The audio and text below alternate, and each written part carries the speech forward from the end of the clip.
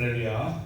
오늘 오후 예배 시간을 통해서 하나님의 은혜와 역사가 우리 성도님들의 삶 가운데 충만히 임하기를 주님의 이름으로 축복합니다.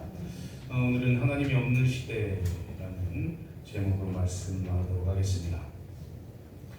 세계 민간 단체 중에 NGO 단체예요. 민간 단체 중에 국제 투명성 기구라는 단체가 있어요. 이 국제 투명성 기구에서는 무엇을 하냐면 이 국제적인 부패 감시하는 단체예요. 그래서 매년 이 공무원들 그리고 나라 일을 하는 사람들의 부패의 심각도를 계속해서 조사를 합니다.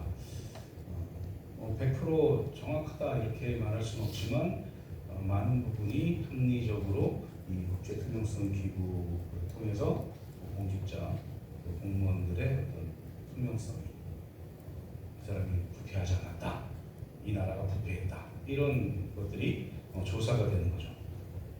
그걸 매년 발표해요. 인터넷 찾아보면 매년 우리가 어떻게 발표되어 있는지 알 수 있어요. 점수가 높을수록 부패 정도가 덜하다, 이걸 말하는 거죠. 우리나라도 계속 성장돼 가고 있는 것으로 알고 있습니다. 이처럼 일반 사람들도 이런 기구들을 놓고 자기 나라의 부패성을 계속해서 점검합니다. 그리고 부패하지 않도록 조심하고, 그리고 부패하지 않도록 계속해서 자기가, 공무원들은 자기의 어떤 마음가짐, 몸가짐을 잘 해나가는 거죠. 이것 때문에 부패의 정도가 점점 낮아질 수 있다라는 게 통계적으로 드러납니다. 일반 사람들도 그런데 우리 그리스도인들은 더 해야 된다는 거죠. 어떻게 하면 덜 타락한 삶을 살 수 있을까? 아니, 어떻게 하면 타락한 삶을 살지 않을 수 있을까? 라는 걸 고민합니다. 그 고민은 어떤 걸 기준으로 해야 되냐면 하나님의 말씀을 기준으로 심각성을 점검해야 된다는 거죠. 내 삶이 점점 세상과 닮아가고 부패되어지는 것 같고 타락되어지는 것 같으면 얼른 하나님의 말씀을 딱 펴가지고 하나님의 말씀에 나를 잘 비추어 봐서 내가 이렇게 살면 안 되겠다 하고 돌이켜야 되는 것이죠. 그게 하나님 앞에서 나의 죄의 심각성을 줄여나가는 방법일 것입니다. 사랑하는 성도님들, 하나님을 떠나고 하나님이 없는 삶을 사는 사회, 이런 시대는 하나님이 말씀하시는 것과 반대로 가려는 경향들이 당연히 다분히 높습니다. 왜냐하면 이 시대는 영적으로 하나님의 나라와 사단의 나라로 구분되기 때문에 그렇습니다. 하나님의 나라의 법대로 하는 것 아니면 다 사탄의 법대로 하는 거예요. 사단의 법대로 하는 것은 무엇이냐? 죄를 짓고 악을 행하는 겁니다. 점점 사단의 세력으로 넘어갈수록 부패되어 가겠죠. 죄를 막 더 많이 짓겠죠. 악한 행위를 많이 하겠죠. 그런데 하나님이 우리 마음속에 계시고 우리나라, 이 나라에, 이 사회에 하나님이 있는 삶을 살게 되면 점점 더 죄악에서 멀어지는 삶을 사는 나라로 변할 겁니다. 그러니 우리가 그리스도인으로서 어떻게 살아야 될까요? 우리 사랑하는 성도님들이 하나님의 말씀에 잘 우리를 비추어서 사시기를 소망합니다. 그리고 잘 모르겠으면 누군가에게 물어보셔도 되고요. 저에게 물어보셔도 되고, 기도함으로 이게 잘못된 건지, 이런 삶이 잘 되고 있는 건지 물어보면서 우리를 좀 더 하나님의 뜻에 맞는 그런 사람으로 만들어 가시는 저 성도님 되시기를 주님의 이름으로 축복합니다. 오늘 본문은 하나님이 없는 삶을 살았던 한 시대와 이 사회에 대해서 적나라하게 보여주는 장면이에요. 어떤 겉으로 보이는 이런 모습이 아니라 도덕적, 윤리적으로 하나님이 안 계시면 이렇게까지 타락할 수 있구나, 이렇게까지 변할 수 있구나라는 걸 여실히 드러내주고 있는 본문이 바로 오늘 이 본문입니다. 본문에서는 레위인과 그의 첩이 집으로 돌아가는 중에 날이 어두워져서 잘 들으셔야 돼요. 베냐민 지파가 있는 기브아 성에 묵어요. 그러니까 이방인들이 있는 이방인의 성에 묵은 게 아니에요.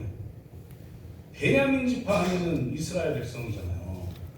베냐민 성 안에는 베냐민의 기부와 성 안에 이 레위인과 레위인의 첩, 레위인의 종이 묵습니다. 이 성에서 성문 앞에서 원래는 객들이 오면은 도와주게 돼 있거든요. 그때 문화가. 그런데 아무도 없었어요, 성문에. 그때 저 멀리서 어떤 노인 한 명이 와가지고 아무도 없군요. 힘드실 텐데 제가 잘 모실게요 하고 데려간 집이 이 기부가 성에 있는 집 중에 하나예요. 이 레위인의 첩과 종 그리고 동물들 많은 식솔들이 함께 오늘 22절 보니까 그들이 마음을 즐겁게 할 때 이렇게 돼 있잖아요. 이게 뭐냐? 먹고 마시고 즐기고 있었던 거예요. 이제 내가 있을 곳을 찾았다. 편하게 있어도 되겠다라고 생각하면서 먹고 마시고 즐기고 선전에 듣고 먹고 그렇습니까? 되게 그러고 있었던 거예요. 평안하게 있었다고 생각하는 거죠, 자기들은. 그 시대가 그랬습니다. 그때 하나님이 없는 사회, 하나님이 없는 시대, 하나님이 없는 삶에 아주 그 삶을 적나라하게 보여주는 사건이 일어나게 돼요. 그다음에 하나님이 없는 삶을 사는 사회는 어떻게 되는 사회일까? 어떻게 될까? 보겠는데 첫 번째로 하나님이 없는 시대는 타락할 수밖에 없다라는 겁니다. 왜 그러느냐? 결론적으로 얘기하면 하나님은 거룩하시기 때문에 그렇습니다. 하나님이 거룩하시기 때문에 하나님이 없는 삶을 살면 거룩과 멀어지는 거죠. 거룩과 멀어진다, 구별된과 멀어진다는 것은 죄악 가운데 있다, 타락해 간다라는 겁니다. 그래서 하나님이 없는 시대, 하나님이 없는 사회는 타락할 수밖에 없습니다.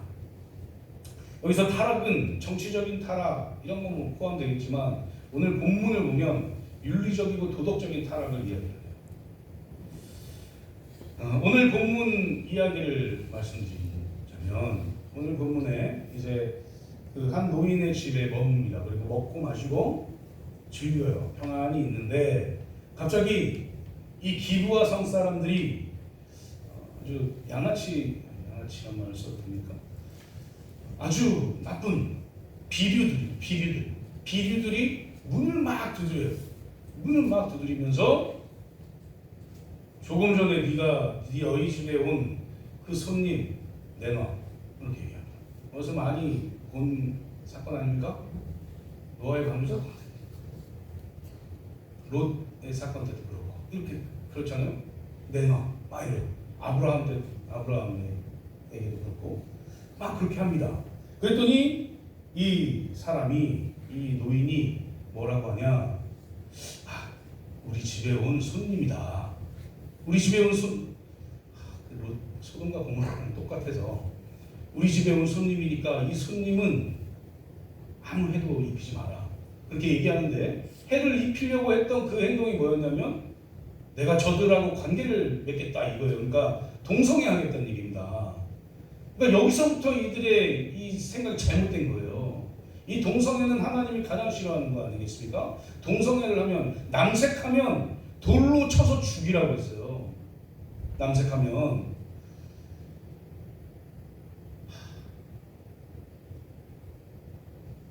이 상식적으로 그게 가능할까 싶기도 한데 어쨌든 요즘 시대가 그런 것들로 얼룩져져 있는 시대인 것 같아요. 이 동성애를 굉장히 아름답게 미화시켜버린다. 어디서요? 매체에서, TV에서. 아름다운 것으로 둔갑시켜요. 동성애는 하나님 앞에서는 정말 어떻게 할 수 없는 정말 타락한 죄예요. 그러니까 돌로 찍어서 죽이려고 하는 거예요. 신촌이나 전에 한번 말씀드린 것 같은 신촌이나 이대나 뭐 종로나 이런 데 가면 그런 남성 전용 사우나가 있어요. 여기가 다 동성애들 집합소입니다. 사당동 이런 데도 있거든요. 왜 이렇게 잘 아느냐? 제가 가본 게 아니라 그렇게 그런 곳에 있는 환자들을 받는 연세 요양원이라고 저기 남양주에 있는 그 분께서 오셔서 강의하는 걸 제가 들은 거죠. 실제로 그 동네를 가면 남성 전용 사우나 있어요. 여기는 다 남성들이 와서 동성애를 하는 곳이에요. 심지어는 그쪽에서 앱을 하나 다운받으면 청소년들이, 남자 청소년들이겠죠. 청소년들이 동성애자가 어디 있는지 딱 표시가 돼요.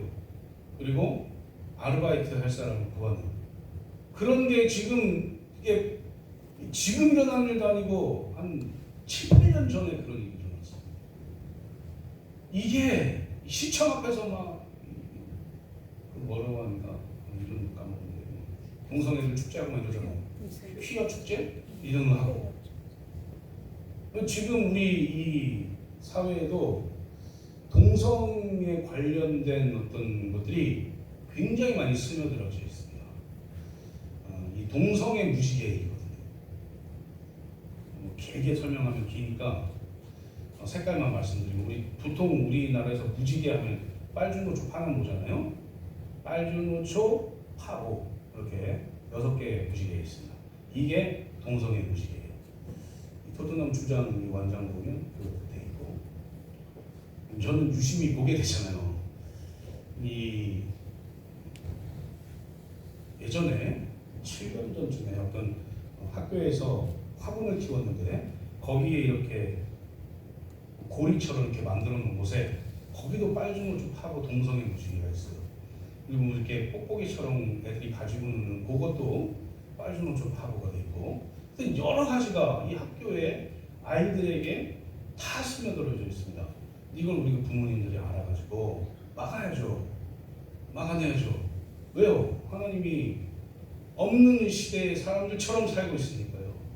우리에게는 하나님이 계시는데 하나님이 없는 시대의 사람들처럼 살고 있는 그 세상에 우리가 동성애가 나쁘다는 것을 막아내야 되는 거죠.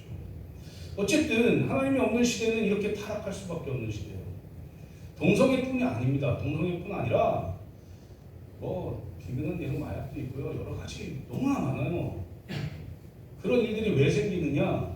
인간 중심의 사고를 하기 때문에 생기는 거예요. 우리는 신본주의의 사고를 해야 되는데 인본주의적인 사고를 하기 때문에 타락할 수밖에 없는 겁니다.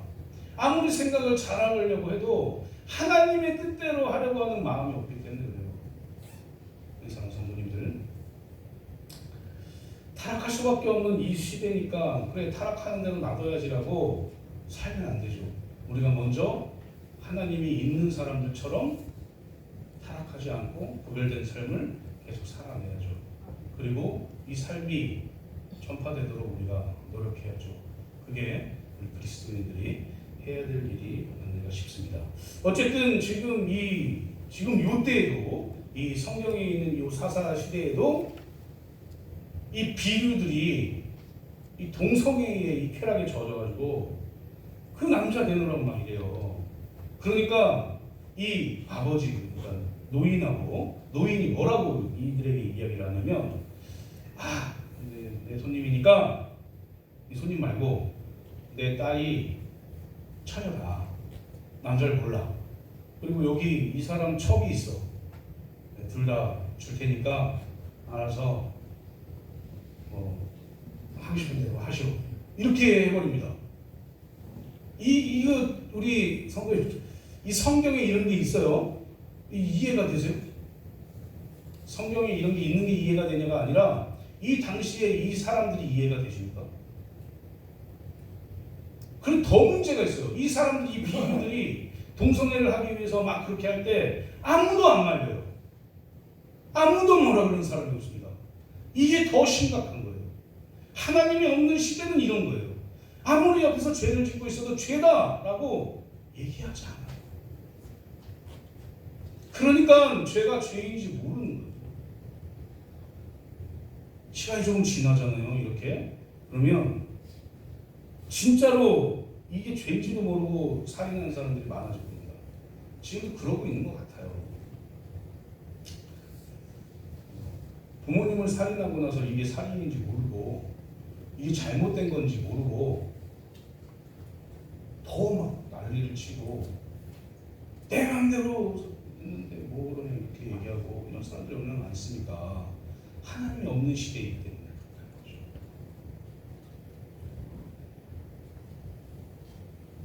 이 베냐민 지파 안에 있는 이 기브와 성에 있는 이 비류들 동성애하는 거 잘못했죠. 옆에 있던 그 노인 자기 딸 주겠다고 내던진 거 잘못했죠. 여기 보니까 자기 딸을 주지 않고 첩만 내보냅니다. 첩을 밀고 문 닫아요. 그리고 나서 이 비류들이 무슨 짓을 했냐면 밤새도록 이 여인 하나를 능욕합니다. 밤이 새도록. 능욕만의 끝에 폭행도 했겠죠. 그리고 나서 이 여인이 이 집에 와서 쓰러져서 죽어요.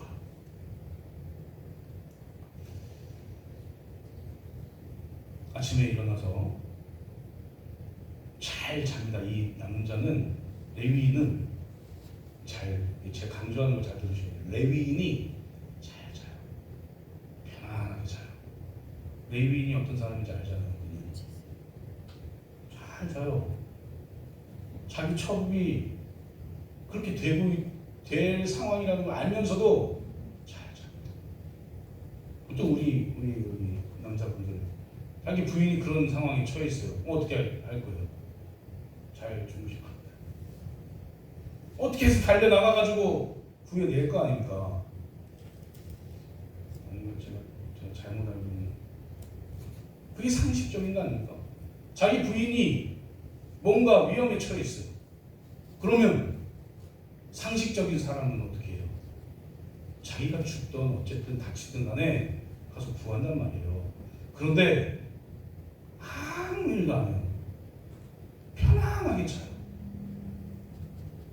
이 시대가 이런 시대였어요. 하나님이 없는 시대가 이런 시대가 되는 겁니다. 사랑하는 성도님들, 하나님이 없는 시대 이렇게 얘기하니까 그냥 왜 하나님이 없는 시대 옛날에 그랬지? 이렇게 넘어갈 일이 아니라는 얘기죠. 하나님이 없는 시대 단순히 처음에는 그냥 한두 가지 잘못이 악한 일이 죄 짓는 일이 생길 수 있어 라고 생각하지만 이게 계속 깊어지면요 그게 죄가 아니에요. 그냥 일상이 돼버리는 거예요. 죄가 그 악한 것이 일상이 돼버린다고. 그러니까 처음부터 하나님이 없는 시대처럼 살지 않는 것이 옳은 일이다 라는 사실이죠. 사랑하는 성도님들, 얼마나 타락한 삶을 보여줍니까? 지금 우리가 사는 현대사회도 이런 타락한 삶을 보여줘요. 그러니 하나님이 없는 삶을 살지 마십시오. 우리 그리스도인들부터 그렇게 살아야 돼요. 교회 나오는 사람들부터 내 안에 하나님이 있는 삶을 살아야 돼요. 내 안에 하나님이 있는 삶이란 무엇이냐? 세상과는 구별되는 삶입니다. 하나님이 말씀하신 대로 하나님께 기도함으로 하나님이 원하시는 삶을 사는 것, 이게 그리스도인이 할 일이다 라는 것을 기억하시고 언제나 하나님께 기도하며 하나님의 또 사랑 가운데 살아가시는 저와 성도님들 되시기를 주님의 이름으로 축복합니다. 두 번째는 하나님이 없는 사회는 결국 멸망할 수밖에 없다. 결론적으로 말씀드리면 하나님이 없으면 지옥 갑니다. 지옥은 우리 인간들에게 있어서 심판이자 멸망이죠. 멸망당하는 거예요. 하나님이 내 안에 없어요. 하나님을 믿지 않으면 결국 원론적으로는 지옥 가서 영벌받는 삶을, 심판받는 삶을 살 수밖에 없는 것이다. 그런데 철로역정이라는 책이 있어요. 고전 책인데 이 어떤 한 사람이 이 땅에 살면서 천국을 향해 걸어가는 신앙 여정에 대해서 나오는 거예요. 이 책의 주인공이 누구냐? 크리스찬입니다. 크리스찬. 우리나라 말로는 기독도죠. 기독도. 크리스찬이에요. 이 사람이 살고 있는 곳이 어디냐? 멸망의 도시입니다. 멸망의 도시. 우리 한문으로 하면 장망성인 거죠. 장차 망할 성 이렇게 가지고 장망성 이렇게 얘기해요.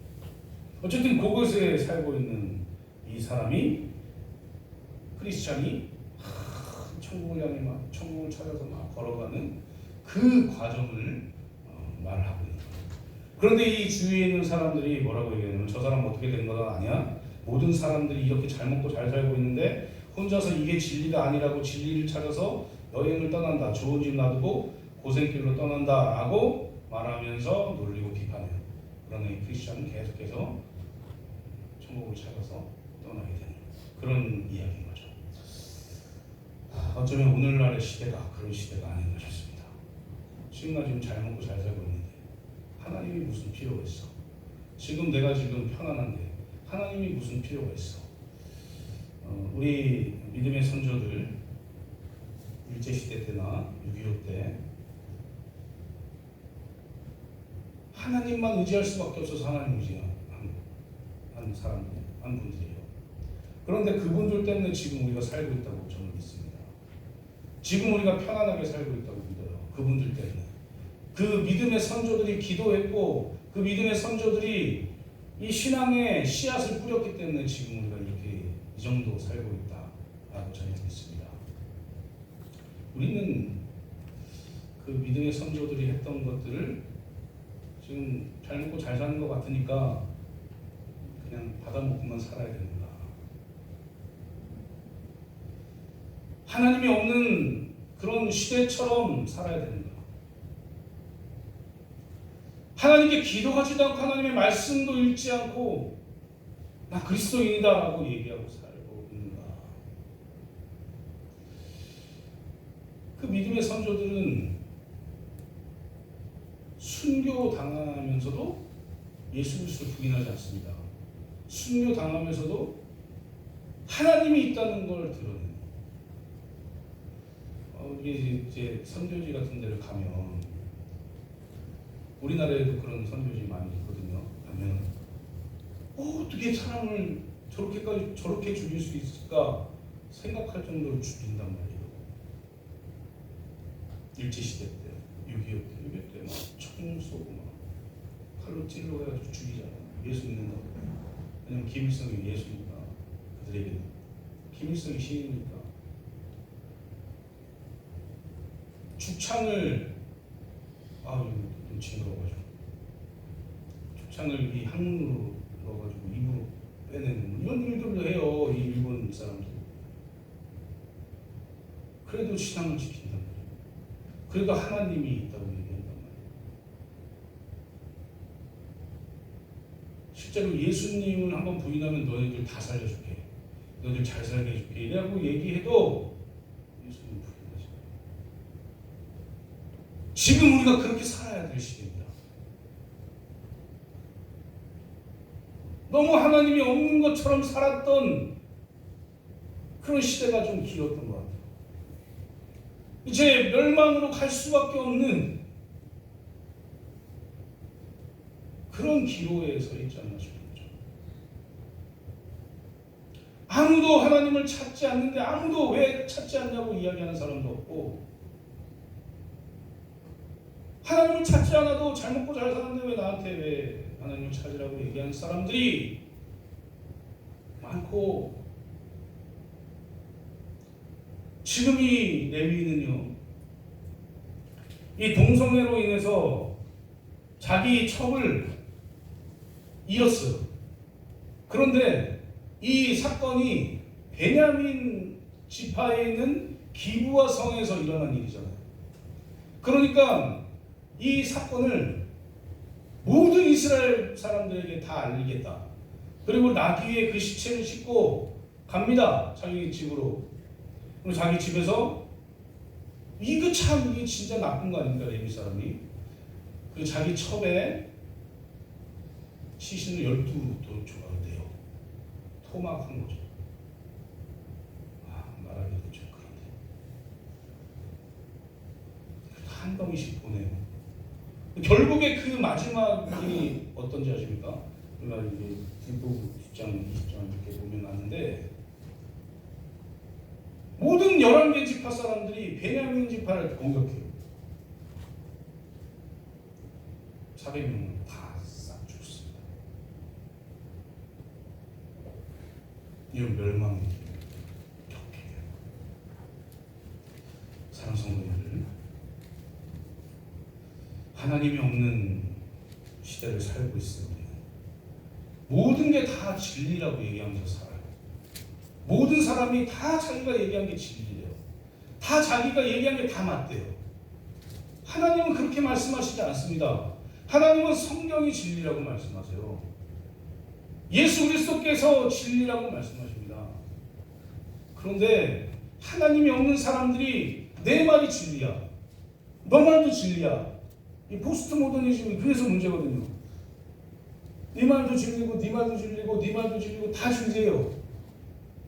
근데 진리가 의미가 뭡니까? 변하지 않는 거잖아요. 변하지 않는 게 진리란 말이에요. 그래서 진리라고 할 수 있는 건 성경밖에 없다, 말씀밖에 없다. 그래서 멸망하지 않기 위해서는 오직 진리 예수 그리스도를 들고 하나님의 말씀에 따라 사는 길밖에 없다라는 사실을 기억하십시오. 그리고 내가 하나님의 말씀대로 살고 있는가? 내가 하나님의 말씀대로 기도하고 있는가? 내가 하나님의 말씀대로 하나님의 말씀을 묵상하며 살고 있는가?